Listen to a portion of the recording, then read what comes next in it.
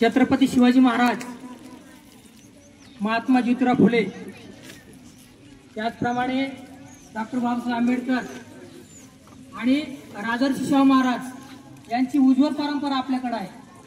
तर या ठिकाणी शाळेसाठी मी एक वस्तू आणलेली आहे, तर तिचं लोकार्पण या ठिकाणी आपल्या शाळेचे सन्मान्य अध्यक्ष, त्याचप्रमाणे शाळेचे मुख्याध्यापक, चेअरमन आणि सरपंच यांच्या हस्ते या ठिकाणी त्याचं लोकार्पण।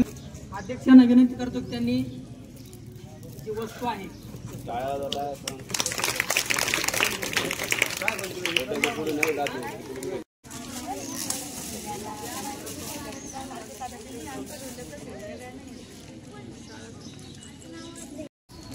यांनी 19व्या शतकामध्ये छत्रपती शिवाजी महाराजांचं राज्य जसं आदर्श होतं तसं त्याचा आदर्श घेऊन त्यांनी सर्वप्रथम महाराष्ट्रामध्ये सर्व मुलांना शिक्षण सक्तीचं आणि मोफत केलं होतं।